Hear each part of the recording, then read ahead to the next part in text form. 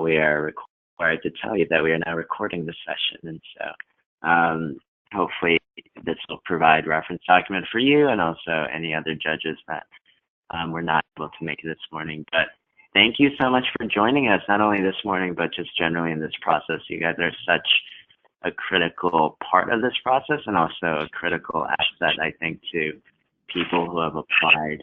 So Chris Coe here with the United Way. I'm the Director of Homeless Initiative. Hi, it's Emily Bradley. I'm Program Officer of Strategic Grant Making here at United Way as well. So we are thrilled and very happy to be part of the support team here and the administration of this. I think when this came along our way, we were excited by the opportunity to do something different but also impactful. And I think that is the marriage we have between the United Way Home for Good team, which has been the name of our initiative on homelessness for the last almost decade now, and the Common Pool team that you started hearing from, and Jason will introduce himself and the vision for this. I think we are aiming to marry the innovation and the new ways of doing prize making and also mining for ideas that Jason will talk about and on his side, along with the lessons we've learned of how to actually take a project, how to take a fantastic idea and grow it to scale and have it really embed in systems, scale across systems, and become something that actually reinvents systems.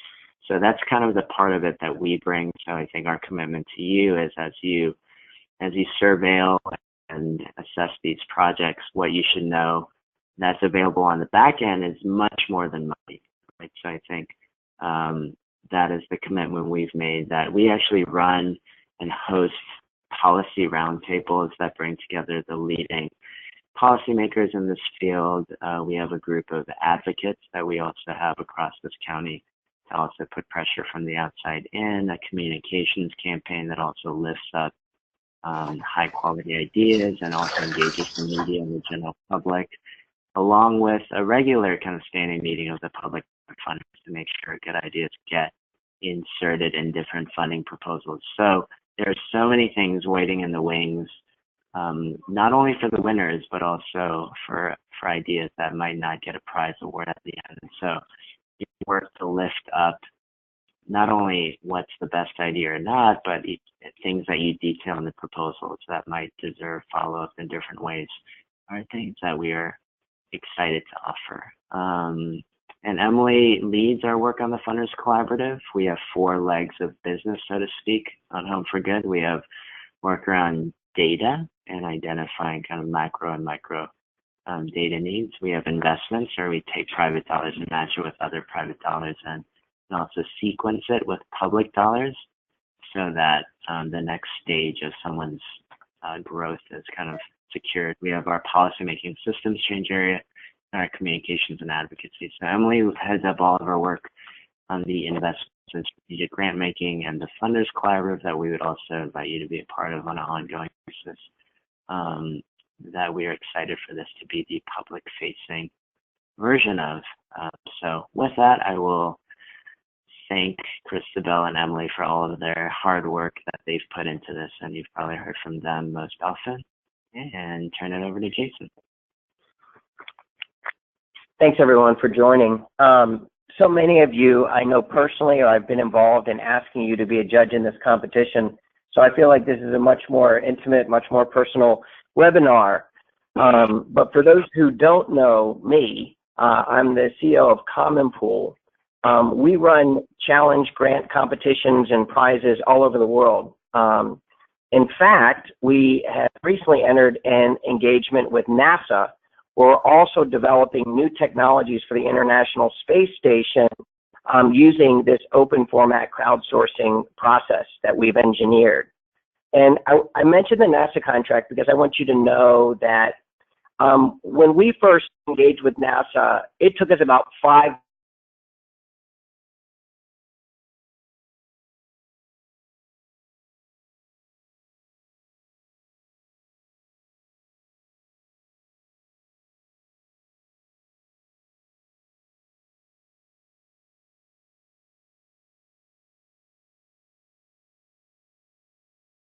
it took us well over a year, perhaps closer to 14, 15 months, so that we could meet with stakeholders, we could understand the issues, and we could do something that was both appropriate, relevant, and timely for what's happening in Los Angeles right now.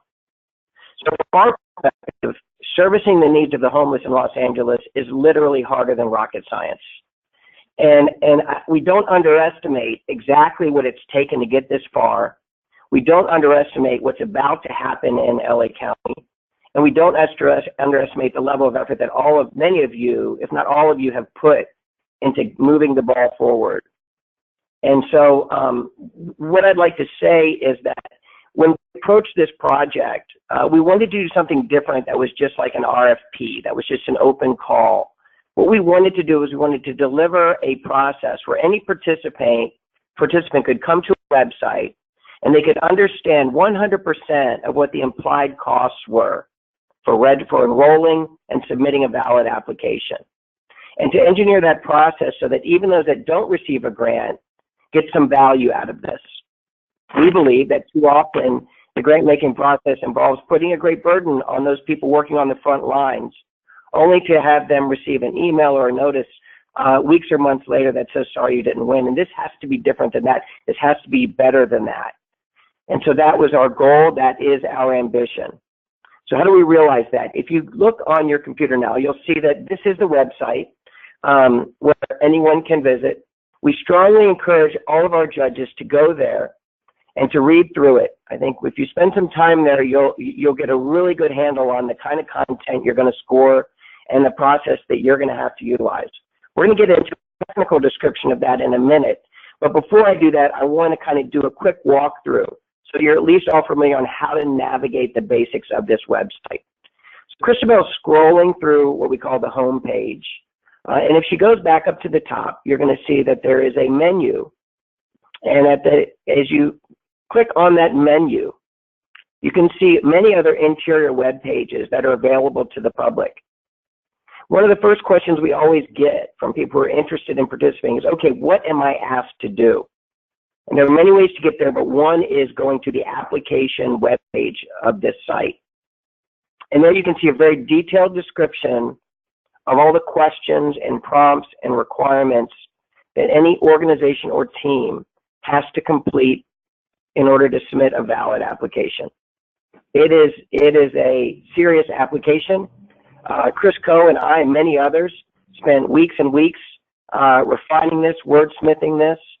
One of the things you'll see in here is that while we invite solutions from anywhere in the world, everyone has to have a member of their team who's worked on the front line delivering services to the homeless right here in LA County. So we're inviting people to bring us solutions that have worked perhaps elsewhere, but who understand the local conditions and the environment that exists today in LA County.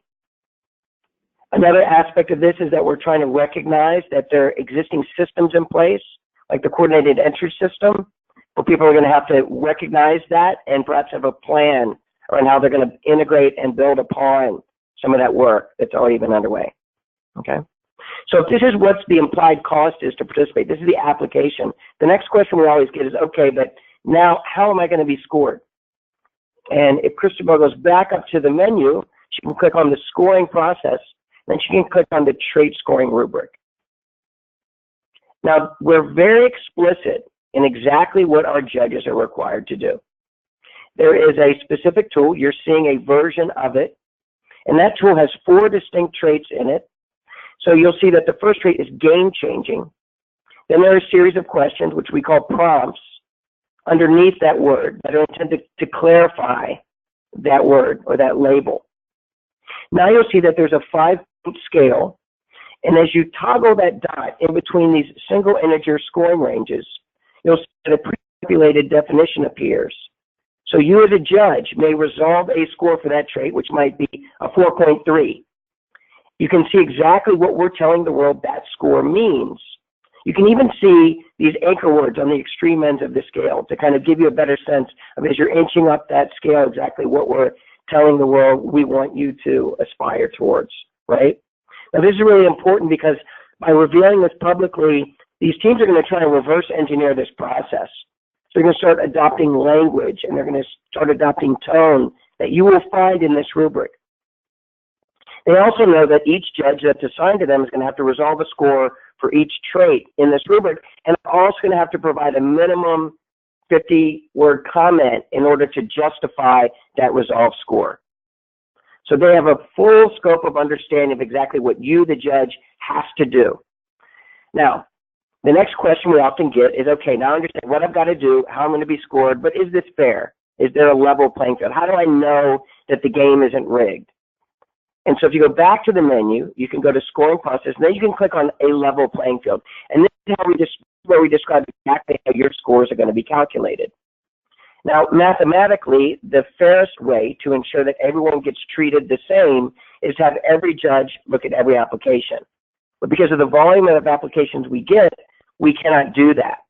And so each of you is going to receive a small sample size of the larger pool of applications, which means for each of those applicants, they're going to receive scores and comments from a small sample size from the total judging pool. Now, if it is the case that one team were to be assigned a judge, perhaps that's a very hard score. Someone who on a 5-point scale only gives 1s and 2s, while another team might be assigned a easy score, someone who always gives 4s and 5s, that wouldn't be fair. It would chip away at the rigor and the accuracy of the rank order of applicants that we're going to populate for our sponsors. And so we employ a normalization protocol, and that's described both in technical and layman's terms here. Now, when you read through this, we hope that it inspires confidence in terms of how we're making sure this is a fair process. But if you're an applicant and you're reading this, you not only get a sense of that, you also start to understand that 5 of these judges from the evaluation panel are going to be assigned to you. And that number 5 is a magic number for us. That's what ensures the fairness that we're describing. And so for them to understand that they're going to get scores and comments from 5 of you actually is a real strong value proposition to them. And when we survey participants in these competitions, often your feedback will rank higher than the chance to win a grant or a prize. And often your feedback shapes their future plans, and often they'll go back and retool and launch these initiatives independent of our program. So we ask you to take that seriously, to provide the most constructive comments you can, and to really think hard about the types of scores that you're going to resolve for your assigned applicants. Okay, and then the last thing before I turn it over to our technical team is we're actually telling these applicants who you are as well. So if you go back to menu and you scroll down, you can see we've identified meet the judges, right? So all of you are named here. There will be more judges that we're going to be naming soon. We've had a spike in applications, and so a lot more folks are going to be coming online. But if you click on any one of them, you're going to see that there is both your name, your title of your affiliated organization, and then a biographical statement. They're going to read through this. They're going to understand why we've chosen you as judges. If everyone on the panel had a particular experience, we'd know that we were revealing a bias or a preference for that specific issue area or that experience. So we've chosen perhaps to showcase a broad range of experiences, but all related to homelessness in some way. All people who are civically engaged, all people who represent other discretionary capital at other foundations who can perhaps jump in and choose to support our applicants based on their own discretion. Okay, so that's the broad overview, and now we're going to get into the technical details. Shane Eggerman from our Common Pool team, who oversees our software, is going to walk you through exactly what you're required to do. And before that, I just want to say a couple things about what Jason shared. One, hopefully the scoring algorithms are not just a reassurance to our applicants. Hopefully they're also reassuring to you, knowing that there's that backstop to make sure that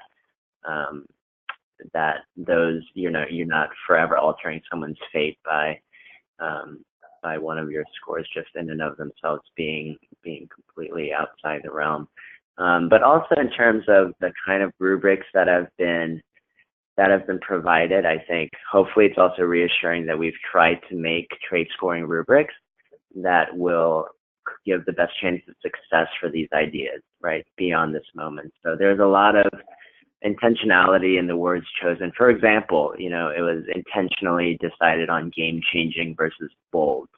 because we're again trying to walk that line between, we don't, even despite Jason having a lot of innovative experiences, he was the first one to tell me, you know, what do we need to do with this to make sure it's not just a flash in the pan idea, right? So intentionally we were going with game changing versus just an idea that's bold for its own sake. So even the inclusion of the coordinated entry system is not so much to fit people in a box.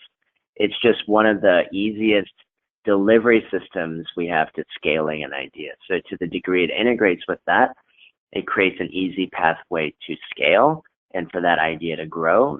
If they have some other vehicle they want to propose for how they might achieve that in an equivalent amount of time, you know, that's open.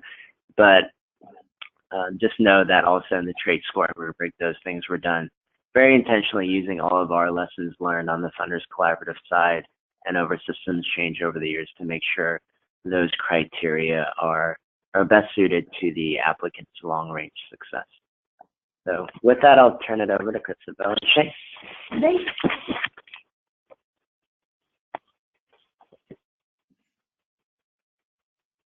Great, Still thank you. here. Sure. I am getting my screen set up.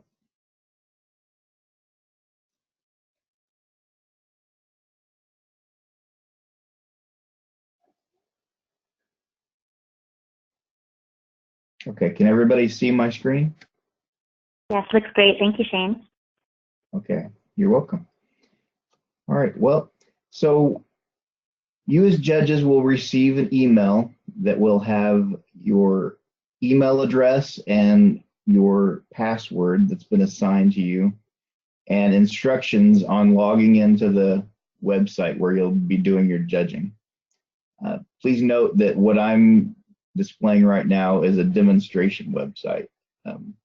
The final website will have www in the URL. To begin, you'll click on the login link and you'll be presented with a couple of dialog boxes to enter in your email address and your password. I've entered in a demonstration email and password, and then you'll click the login button.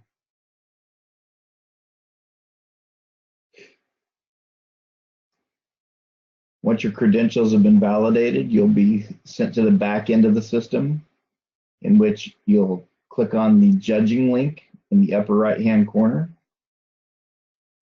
And then you'll be taken to the screen that shows all of the assignments that have been made to you. Please note at the top, if you have any questions, you're welcome to email one of our tech support folks, Jordan at rampant.com. Your name will be in the upper left-hand corner as the judge, and then there'll be the judging deadline by which you need to be done with the assignments that have been given to you. We've got a grid of all of the assignments, and if you start looking on the left-hand, the first column on the left-hand corner, each one has a row indicating each application that has been assigned to you. To begin, you'll click on Review Application, which is going to open up a dialog in which you can read through the entire application. And we do ask you to make a conflict of interest declaration. So once you've had a chance to look through and make sure that this particular person is not a conflict for you to go provide your scores against, you'll return to the grid screen and select no as a conflict of interest, and then you'll click on OK. If you were to click yes, that this is a conflict of interest, you'll notice that the user that you had, or the applicant that you had been given, will be replaced by a different applicant. So I'm going to go ahead and say no, I don't have a conflict of interest for this. And then I'm going to begin my review process. So notice that at the top, you've got 9 scoring tasks to complete for a given application. So after you've read the application, and you can scroll through and read each of the prompts in the application and read the response from the applicant.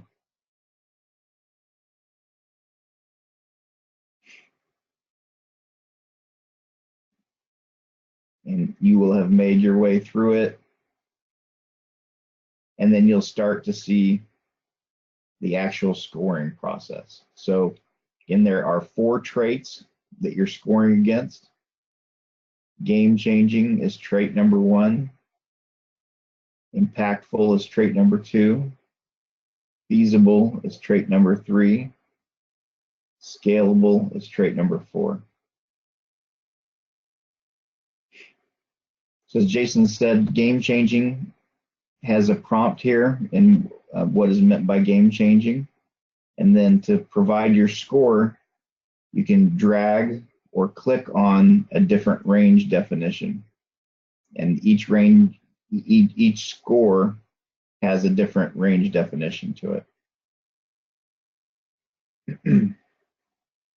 Also notice that as I've changed this first one, my scoring task went from 0 of 9 complete to 1 of 9 complete.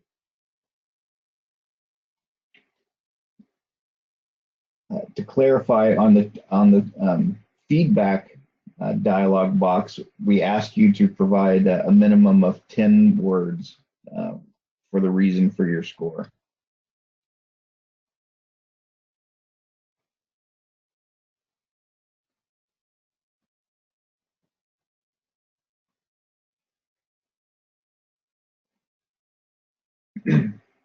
And as you're typing these, it's also keeping track of the number of words in which you've typed. So once you've gotten to 10 words, the number will change to green, and then your scoring task will be also incremented by 1.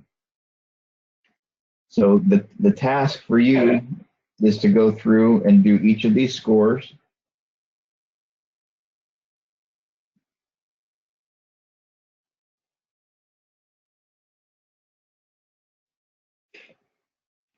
I'm at 8 of 9 complete, and it's also changing my last save date.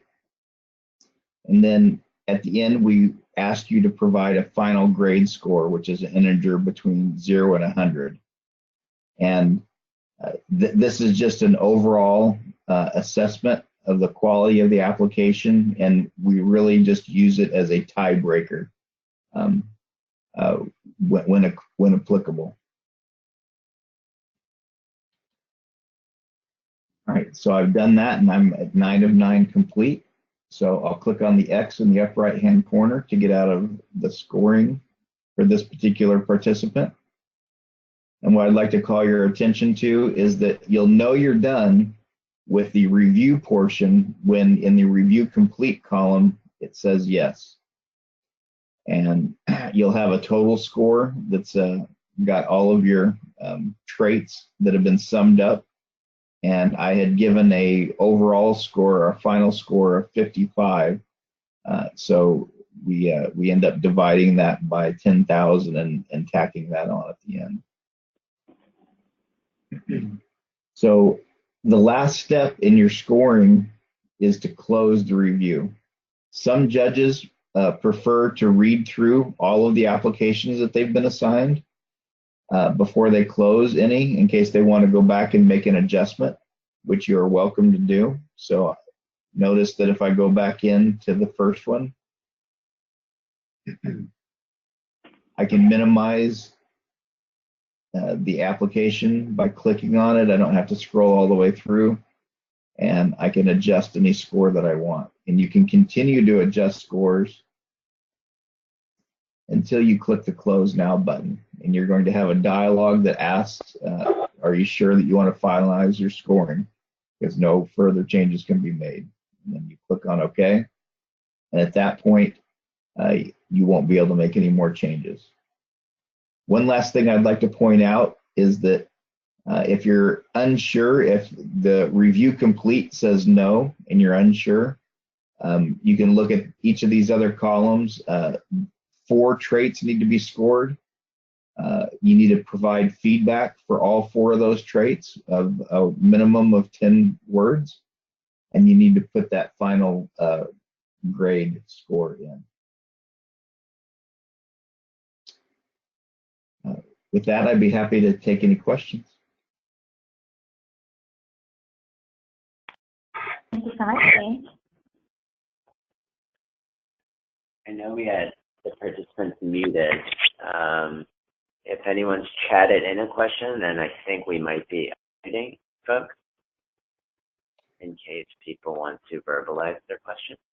So we are now unmuted. If anyone has a question, feel free to share.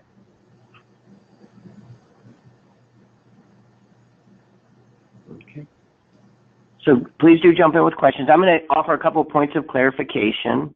The first point is that, as Shane has indicated by showing you where your final grade score appears, the purpose of the final grade scores is really to give us a more finite total score so that we can break ties. The applicants are really kind of be focusing on the scores that you're going to provide in your rubric. I would also say that for this competition, we actually are anonymizing our judges' identities.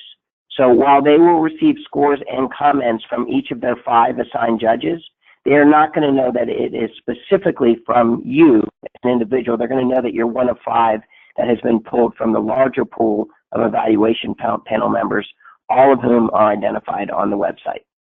Here's the question, Jason and Christabel. If a judge feels comfortable or would like to disclose their identity, can they just append their comments in each, for example, and just parenthetically put their name if they would like to reveal their identity? So that's a great point, and it's a great question. So we do not restrict any of the content that you're going to put in your comments for any particular score. So if you want to identify yourself there, you're welcome to do that. If you want to reach out to us after the scoring process has concluded and say you'd like to identify yourself to an applicant or 2 applicants, we can do that. We can even broker introductions between you and other judges if you're interested in that, but both judges who might be introduced would have to agree to that. Great.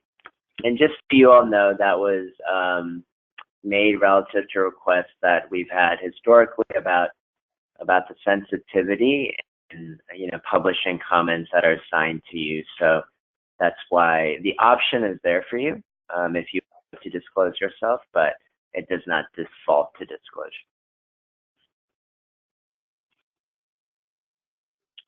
Any questions on the technical bits of how you'll be doing your judging or your scoring or the process to date? So is it, I am assuming the silence to mean it was clear, straightforward, and you understand how to go about the next steps? Head nods, general, yes. Just yes, yes. Excellent. Great. I have a question. How many applicants will each of the judges be assigned? Do you know yet?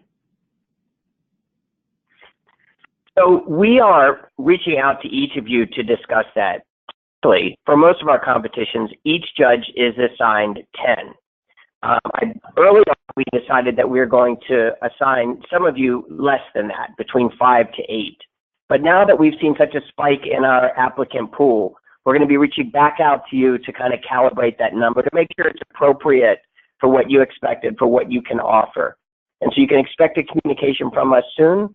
Your distributions aren't going to be made until, I believe, September 18th. So between now and September 18th, we're going to be bringing on more judges. We're going to be asking certain judges to take on more responsibility. And so we look forward to touching base with you soon. How many applicants did you receive? 38? Yeah. 37. There's 37 applications, and it is our intention to whittle that down for the final showcase event, somewhere around 5. We haven't fully locked in that number. of which there are presently 2 prize awards. But again, the point of this is much bigger than just those prizes. I think discretionary awards that the Funders Collaborative is looking to make along the way, along with you and your own foundations, as well as the, more than money, some of these ideas are looking for policy or advocacy to scale. And so all of that will be available to all applicants. And to give you a sense of what that 37 means, you may recall we're normalizing at 5 reviews per entry. So 37 times 5 is 185, which means we have to complete 185 reviews of this content before we can announce who those finalists are. And that number 185 is like where we're going to be focusing most of our efforts between now and mid-October. This is not related to the judging exactly, but just as Christabel scrolls through the timeline of this event, I'm also excited to announce that one of our judges, Christine Margiata, and the Social Venture Partner team, who has tremendous expertise in fast pitches and preparation for those kind of events, will be on board to help prepare the finalists to translate their proposal to a compelling verbal presentation on the night of. So look forward to that as well. Great. So thank you to Social Venture Partner.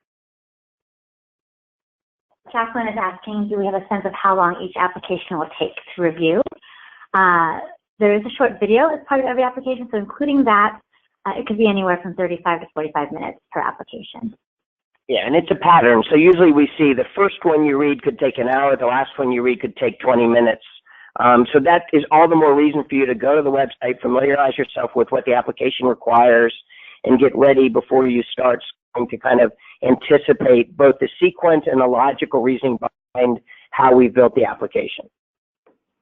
And I think it probably makes some sense for us, since we're all on the phone together, to talk through some of the trait scoring rubrics, just because I think that's the other value of us talking together, is to talk about the vision of what success looks like here.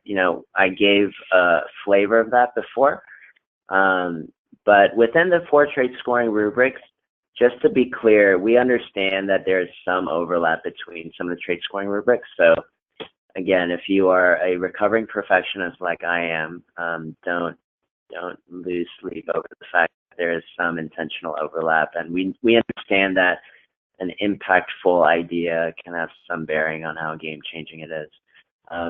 But the game, to run through these in brief, the game-changing idea is about how much it might revolutionize the system that providers are in. So that is very much at the heartbeat of this idea. When the Common Pool team and the Watt families approached us, and when we were talking about what a marriage might look like, that was absolutely important for us, because systems change has been at the center of our work, and that lined up very well with what Jason and the Watt family were also looking for. So this is not just about one brilliant idea. It is about a brilliant idea the idea itself might be focused on a system delivery issue with the whole system, right? It is so not limited to just programmatic ideas in and of itself. So the impactful piece is a little more meso or micro. Coming down from systems focus is that idea in and of itself, one that is impactful and kind of shows success in its own right, apart from kind of the system changing nature of it. Does it make a difference in a compelling way to the people it serves and the services it delivers? The next section down from feasible. So this is where there's the trait scoring rubric itself. The application itself also filters out some of these issues. So for example, the local representative that Jason talked about, it's balancing the fact that this is open to for-profit companies. This is open to people all across America. But again, we want to respect the fact that the point of all of that is to find an idea that can actually work. And so the balance on that is both criteria in the application, but also your scoring of this trait on feasibility. So as you scale up and down, you'll see some of the qualifications for those issues with feasibility, and some of the questions hopefully guide you along that way. And finally, scalable. how big is this idea proposing to go, and how big can it go? So there are questions in there related to if they think about this in their own community, have they thought about the application across communities?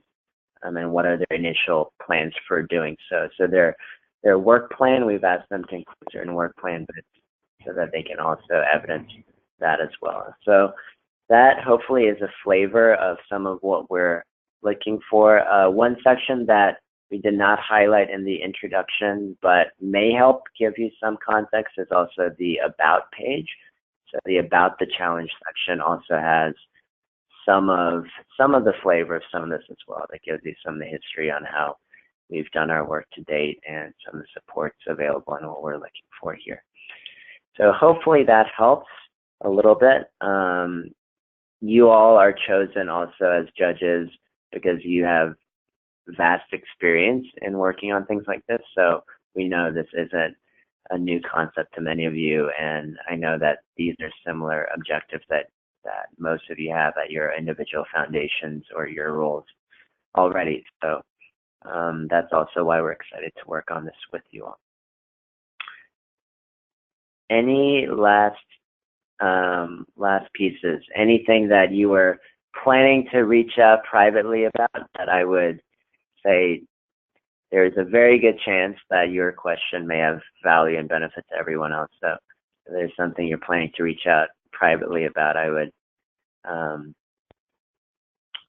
say go for it on this call if you're comfortable sharing or asking. And again, the final date, if you could just run by the dates to make sure we have them, but basically all the reviews have to be completed by October 11th. Is that correct?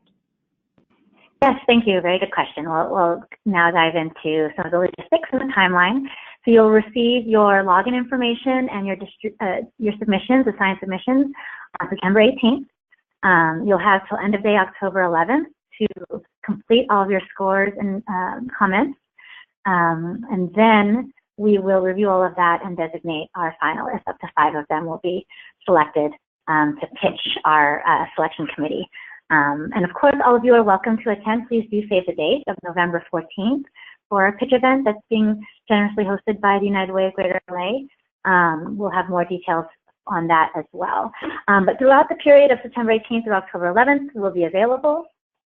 We will be checking in and making sure that you all have everything you need in order to score your proposals.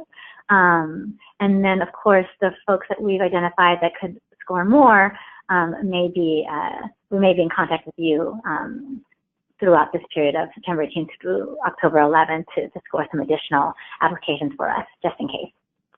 Okay, we've had another question that has just come through the chat asking about whether any judge will know about the other judges who are assigned to the same application. We do not do that.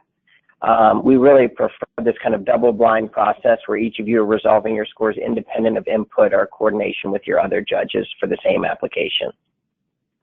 Christine also asked if we could just summarize again how many each judge will be reviewing. So at least 5, and to the degree you have greater capacity, up to 10. So we'll be in touch about calibrating that with you all.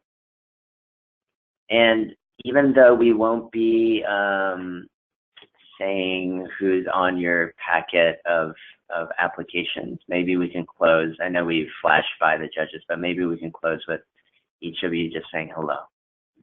So if you are, we have unmuted everyone, so jump in.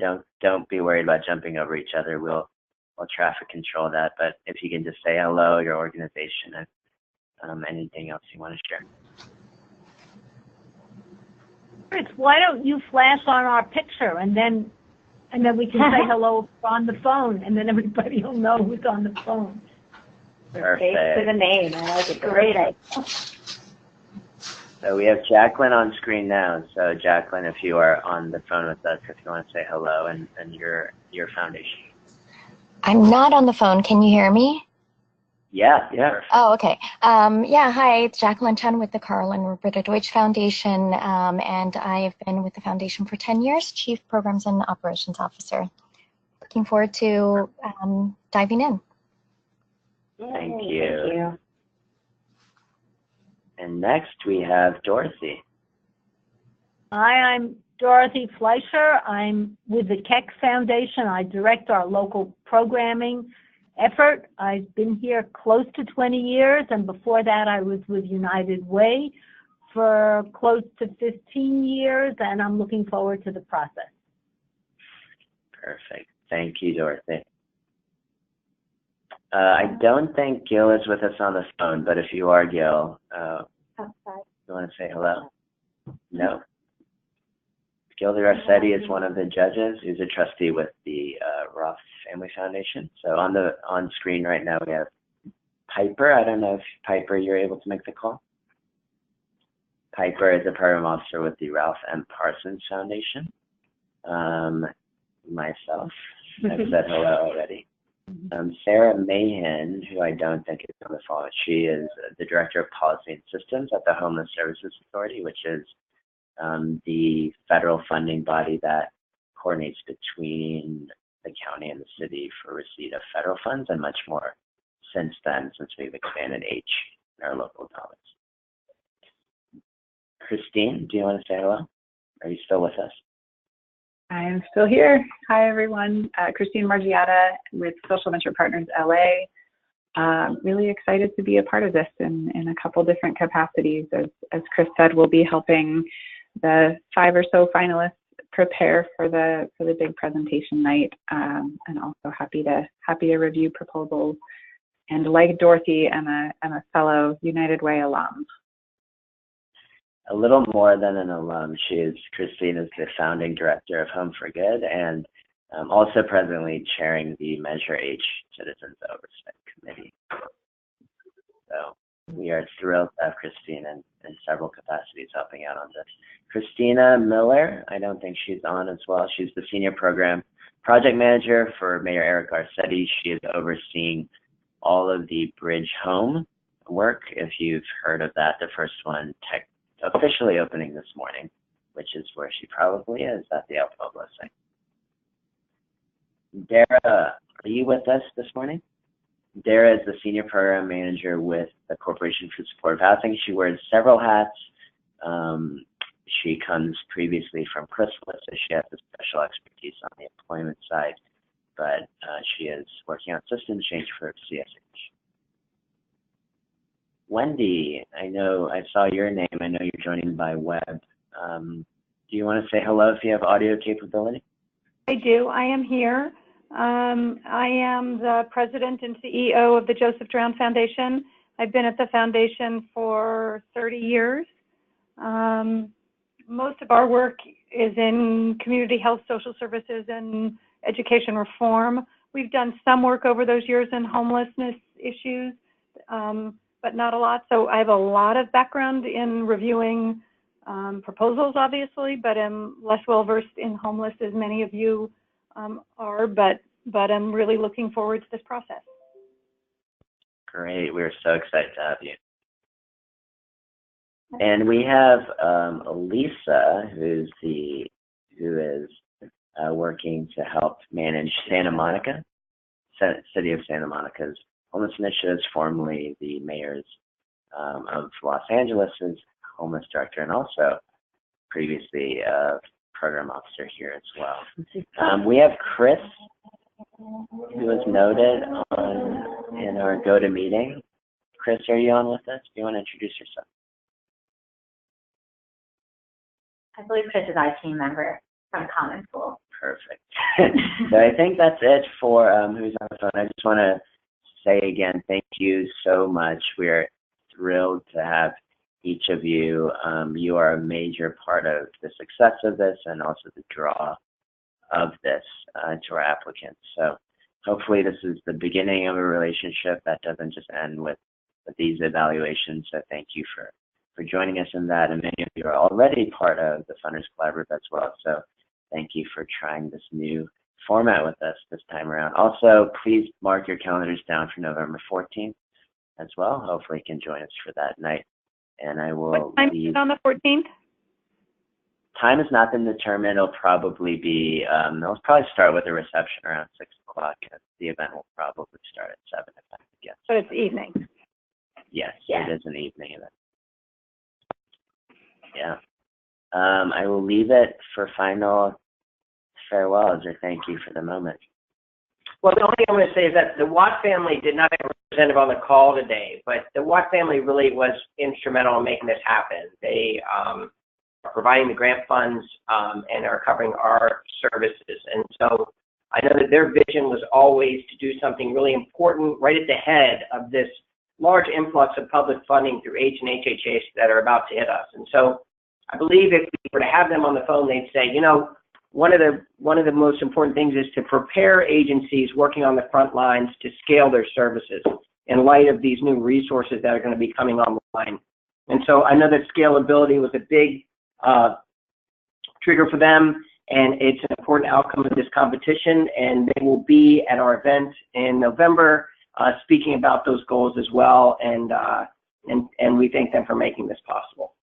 Absolutely. So final thank you to Emily and Christabel, who are day-to-day making this possible, and you will hear from them as well. So we will see you soon, virtually and hopefully in person. Thank you. Hi, sorry, I have one final question. Are the applications, can we print them? Are they printable? That's a great question. Yes, you can from that screen print the application.